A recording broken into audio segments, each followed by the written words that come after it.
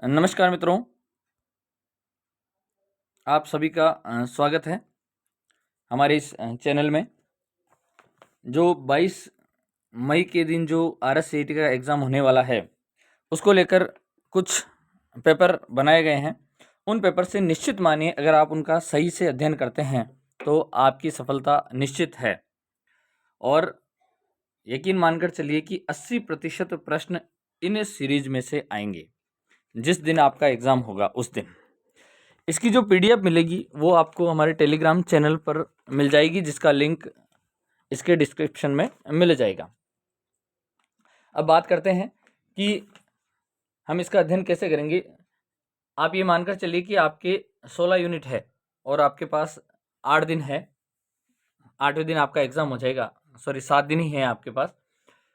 तो 16 जो पॉइंट है, जो टॉपिक है, आज इस वीडियो में 2 टॉपिक कंप्लीट हो गए हैं। इस वीडियो को पूरा देखें और जितने भी आपसे के मिलने वाले हैं उनको इसका लिंक शेयर करें। जितना आप इसको देखेंगे उतना ही फ़ायदा है। तो हम शुरू करते हैं इस सीरीज़ को। यानी पहला जो आपका टॉपिक है वह है कंप्यूटर परिचय से रिलेटेड है, और दूसरा जो आपका टॉपिक है वो कंप्यूटर सिस्टम है। इन दोनों से जितने भी प्रश्न बन सकते हैं उनकी थोड़ी सी झलक है। आपको हालांकि किताब को एक बार पढ़ना है, फिर भी ये आपके लिए बहुत महत्वपूर्ण होगा और ये आपके लिए टॉनिक का काम करेगा। सबसे पहले तो आप ये चीज़ ध्यान रखें कि कंप्यूटर का परिचय, तो कंप्यूटर की परिभाषा क्या है। कई बार मैंने देखा है कि बच्चों को कंप्यूटर की परिभाषा सही ढंग से याद नहीं है। वो सिर्फ इतना जानते हैं कि कंप्यूटर एक इलेक्ट्रॉनिक मशीन है। तो आप इस चीज़ का ध्यान रखें, कंप्यूटर एक इलेक्ट्रॉनिक मशीन नहीं है। कंप्यूटर की जो पूरी परिभाषा है वो इस प्रकार है कि कंप्यूटर एक इलेक्ट्रॉनिक प्रोसेसिंग मशीन है। सबसे इम्पोर्टेंट जो चीज़ है वो आपको प्रोसेसिंग पे ध्यान देना है कि कंप्यूटर एक इलेक्ट्रॉनिक प्रोसेसिंग मशीन है जो इनपुट लेती है और प्रोसेस करने के बाद आउटपुट के रूप में हमें रिजल्ट प्रदान करती है। इस चीज़ का ध्यान रखें। तो सबसे जो इम्पोर्टेंट इसकी बात है वो प्रोसेसिंग है। यानी इलेक्ट्रॉनिक मशीन तो अपनी घड़ी भी है, इलेक्ट्रॉनिक मशीन अपना पंखा भी है, इलेक्ट्रॉनिक मशीन अपना कूलर है। जो भी लाइट विद्युत से चलने वाली मशीनें हैं वो सब इलेक्ट्रॉनिक मशीन है। तो फिर कंप्यूटर भी क्या ऐसा ही है? नहीं, यह प्रोसेस भी करता है। सबसे इम्पोर्टेंट जो इसकी खासियत है वो ये है कि कंप्यूटर प्रोसेसिंग करता है और उसके बाद में ये हमें रिजल्ट प्रदान करता है। तो इस चीज़ को आपको थोड़ा सा ध्यान में रखना है। अगला यह है कि कंप्यूटर का वर्गीकरण, जो आपका प्रश्न आ सकता है कि कंप्यूटर के कितने भागों में बांटा गया है, कंप्यूटर का वर्गीकरण है। तो कंप्यूटर को 4 भागों में बांटा गया है। तो 4 प्रकार कौन कौन से हैं? एक तो सुपर कंप्यूटर है, मेन फ्रेम कंप्यूटर है, मिनी कंप्यूटर है और माइक्रो कंप्यूटर है। तो सबसे बेस्ट जो आएगा वो सबसे बेटर है सुपर कंप्यूटर। बहुत तेज़ चलता है और इसके बारे में थोड़ी सी जानकारी ये भी रखनी है कि ये काम कहाँ आता है। तो जो अंतरिक्ष यान के वहाँ जो है ये काम करता है। अंतरिक्ष यान को लॉन्च करने में, नासा में जहाँ पर भी बड़े बड़े होते हैं, जैसे मौसम की भविष्यवाणी के लिए, तूफान भूकंप की जानकारी के लिए, संचार के साधन के लिए ये काम करता है सुपर कंप्यूटर। उसके बाद बात करते हैं कि सुपर कंप्यूटर कौन कौन से हैं। तो जैसे एक तो CDC 6600 है। तो अब हम चलते हैं इस पेपर के अकॉर्डिंग। पहला सुपर कंप्यूटर कौन सा है? CDC 6600, जो 1964 में बना था। आपको इस चीज़ को बहुत बारीकी से पढ़ना है कि ये पहला कंप्यूटर सुपर कंप्यूटर बोल रहा है, भारत का नहीं बोल रहा है। इस चीज़ का ध्यान रखें। दूसरा है कि भारत का पहला सुपर कंप्यूटर, यहाँ देखिए ये पहला सुपर कंप्यूटर है और ये भारत का। जब भारत का पूछे तो आपको ध्यान में रखना है परम। अब आपको याद कैसे करना, देखिए आप इन 4 को याद कर लीजिए। ऑप्शन में आएंगे तो यही आएंगे। प्रश्न हो सकता है कि भारत का पहला सुपर कंप्यूटर कौन सा, तो ये चारों ऑप्शन में आपको देंगे। तो आप हमेशा ध्यान रखें कि भारत के नाम सिंपल होते हैं और अच्छे नाम होते हैं। तो परम, इन चारों में ये एक ही नाम ऐसा है जो परम है। ठीक है। तो भारत का जो पहला सुपर कंप्यूटर है वो है परम, जो 1991 में बना था। और अगर पहले सुपर कंप्यूटर की बात करें तो वो CDC यानी 6600 अमेरिका में बना था, जो 1964 में बना था। उसके बाद एक और देखिए कि अमेरिका का एक और सुपर कंप्यूटर है, ये देख IBM वाला जो है, IBM कंपनी अभी भी चलती है और IBM ये अमेरिका का सुपर कंप्यूटर है। और जापान, आपको पता है जापान और चीन के नाम अटपटे से रहते हैं। तो जापान का देखिए फुजित्सु के कंप्यूटर, ये फुजित्सु जो है ये जापान का पहला सुपर कंप्यूटर है। इस चीज़ का आपका थोड़ा सा ध्यान में रखना है। उसके बाद जो आपको प्रश्न पूछा जा सकता है वो प्रश्न क्या पूछा जा सकता है कि वेब ब्राउज़र कौन कौन से हैं। कई बार प्रश्न आता है कि निम्न में से वेब ब्राउज़र नहीं है। तो वेब ब्राउज़र नहीं है। पहले आप ये चीज़ ध्यान रखिए कि नहीं है या पूछ रहा है या है पूछ रहा है। तो जो नहीं है पूछ रहा है तो सबसे पहले नहीं को आप अंडरलाइन करें ताकि आपको ये ध्यान रहे कि प्रश्न क्या कहा रहा है। अब इंटरनेट वेब ब्राउज़र कौन-कौन से, तो देखिए एक तो इंटरनेट एक्सप्लोरर जो आपको ऐसा दिखाई देगा। फिर आता है मोज़िला जो आग की तरह उसमें दिखाई देगा। फिर आता है गूगल क्रोम जो आपको जी के रूप में दिखाई देगा। फिर आता है सफारी जो आपको इस प्रकार से दिखाई देगा। ये जो चारों हैं ये वेब ब्राउज़र है। आपको इनके साथ विंडोज़ दे सकता है कि वेब ब्राउज़र नहीं है, तो आपको ध्यान रखना है वेब ब्राउज़र विंडोज़ नहीं है। आपको फेसबुक दे सकता है तो वह भी वेब ब्राउज़र नहीं है। इस चीज़ को आपको थोड़ा-सा ध्यान में रखना है। अगला प्रश्न है जो हार्डवेयर और सॉफ्टवेयर से रिलेटेड है, यानी आप ये देखिए कीबोर्ड, यहाँ पे मैंने इम्पोर्टेंट ही लिखे हैं और अभी आप इस वीडियो को पूरा देखें।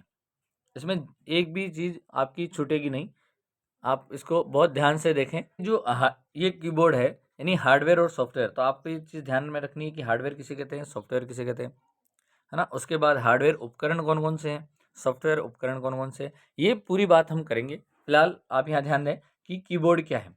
तो कीबोर्ड में कुछ महत्वपूर्ण प्रश्न पूछे जाते हैं।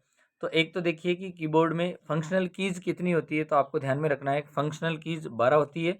कौन-कौन सी? F1 से लेके F12 तक फंक्शनल कीज़ होती है जो एस्केप के सामने होता है। उसके जस्ट नीचे कैरेक्टर कीज़ होती है, आपको इसको भी ध्यान में रखना है। न्यूमेरिकल की होती है जो 0 से लेके 9 तक, इस चीज़ को ध्यान रखिए। 1 से 9 तक नहीं है, मैं आपको बिल्कुल सही कह रहा हूँ कि आप 1 से 9 तक नहीं देखें। जो न्यूमेरिकल की है वो 0 से 9 तक होती है, आपको इसी चीज़ को थोड़ा-सा ध्यान में रखना है। उसके बाद बात की जाती है अल्फ़ाबेटिक कीज़ ए से लेके ज़ेड तक होती है। एक सबसे इम्पोर्टेंट आती है कि नेविगेशन की क्या होती है, तो आपको पता होगा कि ऐसे 3-4 तीर के निशान हैं, ये नेविगेशन की है, जो कि कर्सर को ऊपर-नीचे या दाएँ-बाएँ ले जाने के काम करते हैं। वापस इम्पोर्टेंट प्रश्न क्या आ सकता है आपके?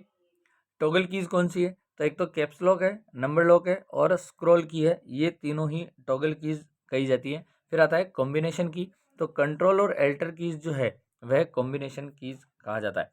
अभी कांस्टेबल का जो एग्ज़ाम हुआ था उसमें आया था कि ऐसी कीज़ का नाम बताइए जो 2 हैं, डबल हैं, यानी कंट्रोल कीज़ डबल हैं, एल्टर कीज़ डबल हैं, एंटर की डबल है और शिफ्ट कीज़ भी डबल है। इस चीज़ को भी आपको थोड़ा-सा ध्यान में रखना है। उसके बाद आता है पॉइंटिंग डिवाइस, बहुत अधिक पूछे जाने वाला प्रश्न है, बहुत ही अधिक पूछे जाने वाला प्रश्न है कि पॉइंटिंग डिवाइस निम्न में से पॉइंटिंग डिवाइस है? तो सबसे ज़्यादा तो ऑप्शन में माउस ही आता है, आपको इस चीज़ को ध्यान रखना है। परंतु मैंने सभी पॉइंटिंग डिवाइस के नाम लिख दिए हैं, आपको ये थोड़ा-सा ध्यान में रखना है। Mouse, track ball, touch pad, track बिंदु, ग्राफिक्स टैबलेट, जॉयस्टिक और टच स्क्रीन, ये आपके पॉइंटिंग डिवाइस है। कई बार पूछा जाता है कि जॉयस्टिक का वर्क क्या है, जॉयस्टिक क्या काम करता है, तो आपको ध्यान में रखना है कि जॉयस्टिक गेम खेलने के लिए काम में आता है। जो फोर व्हीलर में गियर होता है उसकी तरह दिखाई देता है जॉयस्टिक। उसके बाद है OMR। OMR क्या है? तो OMR का फुल नाम ध्यान रखना है, ऑप्टिकल मार्क रीडर। OMR का पूरा नाम है ऑप्टिकल मार्क रीडर, जो आपकी OMR शीट आती है, तो इससे संबंधित प्रश्न पूछा जा सकता है। अगला है GUI का फुल नेम बता सकते हैं, तो ग्राफिकल यूजर इंटरफेस, ये इसका पूरा नेम है। उसके बाद बात करते हैं कि प्रिंटर के बारे में पूछा जा सकता है कि प्रिंटर के प्रकार कौन-कौन से हैं, तो आपको ध्यान में रखना है impact printer, laser printer, plotter, ये भी एक प्रकार का प्रिंटर ही है, डॉट मैट्रिक्स प्रिंटर और इंकजेट प्रिंटर। सबसे महत्वपूर्ण प्रिंटर और सबसे फास्ट प्रिंटर की पूछे तो आपको ध्यान में रखना है लेज़र प्रिंटर सबसे फास्ट है। फिर आता है रैम और रोम से संबंधित प्रश्न क्या-क्या पूछे जा सकते हैं, मैंने इन सबको एक ही प्रश्न के अंदर काउंट कर दिया है। तो सबसे पहले तो आप देखिए कि रैम और रोम का पूरा नाम, तो रैम का पूरा नाम रैंडम एक्सेस मेमोरी और रोम का पूरा नाम है रीड ओनली मेमोरी।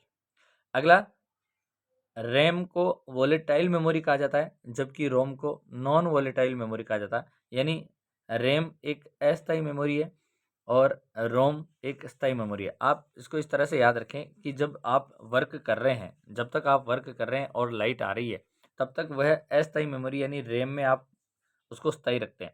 जैसे ही लाइट चली जाती है और अगर आपने उसको सेव नहीं किया है, तो जो भी काम आपने किया है वो अगर डिलीट हो जाएगा, तो वह रैम में था, और अगर आपने उसको सेव कर दिया है, तो वह स्थायी मेमोरी में यानी रोम में चला जाएगा। इसका अर्थ सीधा सा है। अगर प्रश्न इस प्रकार से तो देगा नहीं। अगर कोई अच्छा टीचर हुआ तो आपको प्रश्न इस प्रकार से देगा कि आप MS वर्ड में वर्क कर रहे हैं और वर्क करते समय आपकी लाइट चली जाती है, तो आपका कार्य किया हुआ जितना भी डाटा था वो डिलीट हो जाता है। तो आप बताइए वह किस मेमोरी का हिस्सा था। तो आपको ध्यान में रखना है वह रैम का हिस्सा था। और अगर आपसे ये पूछे कि वह सेव रहता है, जो आपने वर्क किया है वो डिलीट नहीं होता है, तो वह रोम का हिस्सा था। आपको इस चीज़ को ध्यान रखना है। फिर प्रश्न आ सकता है कि रैम कितने प्रकार का है। तो रैम दो प्रकार की मेमोरी होती है, एक तो डायनामिक रैम और स्टैटिक रैम। उसी प्रकार से रोम भी दो प्रकार की होती है, प्रोम और ई प्रोम। इस चीज़ को आपको ध्यान में रखना है। अब बात करते हैं महत्वपूर्ण अदर प्रश्नों की। वो तो मैंने आपको बता दिए। इससे के अलावा जितने भी प्रश्न हैं वो आप यहाँ देख सकते हैं। आपको और क्या याद करना है, एक कंप्यूटर की विशेषताएं आपको याद करनी है कि कंप्यूटर की कौन कौन सी विशेषताएं हो सकती है। तो विशेषताओं के अंतर्गत आप ये देख सकते हैं कि इसमें स्पीड है, शुद्धता है, उच्च संचयन क्षमता यानी हाई स्टोरेज होता है, विविधता है और परिश्रमशीलता, ये इसकी महत्वपूर्ण विशेषता है। उसके बाद हार्डवेयर और सॉफ्टवेयर उपकरण कौन कौन से हैं। हार्डवेयर किसे कहते हैं और सॉफ्टवेयर किसे कहते हैं। तो जिसको हम छू सकते हैं और महसूस कर सकते हैं वो तो है आपका हार्डवेयर, और जिसे हम सिर्फ महसूस कर सकते हैं, छू नहीं सकते हैं, वो है आपका सॉफ्टवेयर। अब आप ये चीज़ देखिए कि हार्डवेयर कौन कौन से हो सकते हैं। तो जैसे माउस हो गया, प्रिंटर हो गया और कंप्यूटर हो गया, ट्रैक बॉल हो गया, ये सब हार्डवेयर है जिसे हम छू सकते हैं। और तो फिर सॉफ्टवेयर कौन सा, जैसे MS वर्ड है, MS पेंट है, विंडोज़ है, ये सभी आपके सॉफ्टवेयर के अंतर्गत काउंट करेंगे।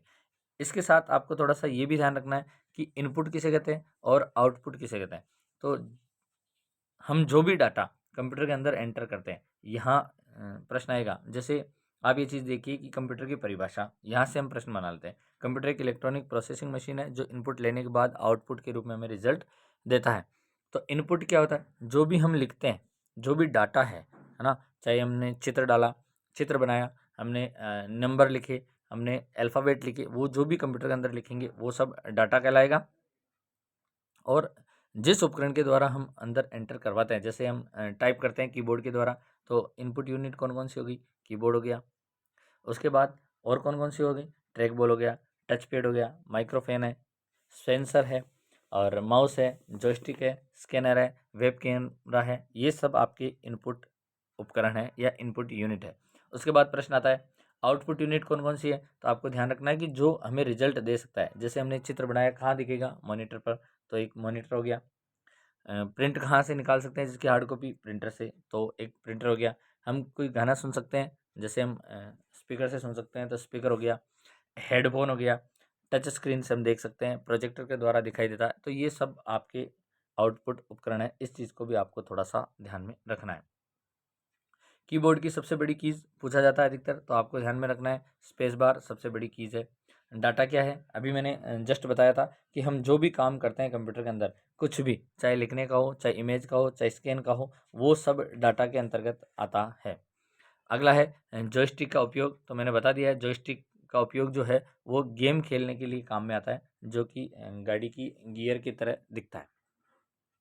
अगला है कि प्रिंटरों की गति किस में मापी जाती है। तो यहाँ मैंने दे दिया PPM यानी पेजेज प्रति मिनट में प्रिंटर की गति मापी जाती है, और सबसे अधिक गति है वो है लेजर प्रिंटर की।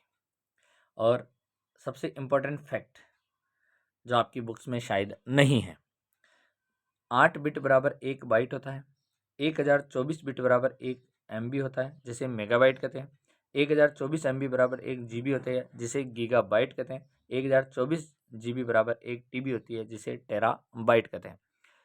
प्रश्न सीधा आ सकता है, और अगर सीधा नहीं आया तो ऐसा भी आ सकता है कि 1 TB बराबर कितने MB होते हैं। तो आपको ध्यान रखना है 1 TB में एक तो GB 1024 GB और 1024 में 1024 MB। तो यानी आपका जो आंसर होगा वो ये होगा 1024 इंटू 1024। आपको इसको बहुत अच्छे से ध्यान में रखना है। सबसे महत्वपूर्ण प्रश्न है रिबूट क्या है और बूटिंग क्या है। रिबूट होता है कि कंप्यूटर को रीस्टार्ट करना। सॉफ्टवेयर अपडेट के बाद अनिवार्यतः रीस्टार्ट करना होता है। जैसे हमने कोई सॉफ्टवेयर अपडेट किया है, उसके बाद हम कंप्यूटर को रिबूट करते हैं, यानी कंप्यूटर को रीस्टार्ट करते हैं, जिससे कि सॉफ्टवेयर प्रॉपरली तरीके से काम करने लग जाए और इंस्टॉल हो जाए।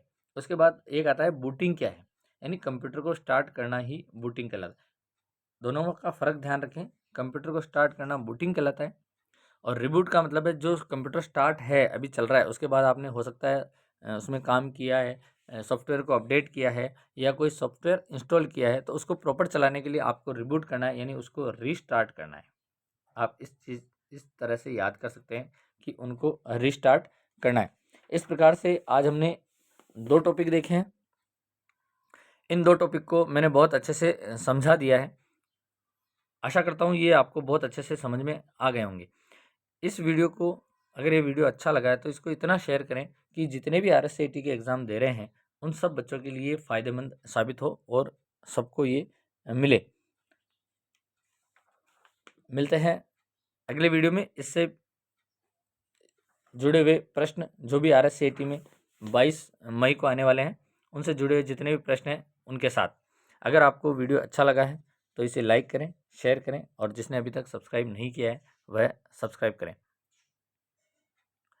इसकी जो PDF है वो आप प्रिंट कर सकते हैं, वो हमारे टेलीग्राम चैनल पर मिल जाएगी, जिसका लिंक इसके डिस्क्रिप्शन में दे दिया गया है। मिलते हैं अगले वीडियो में। जय हिंद, जय भारत।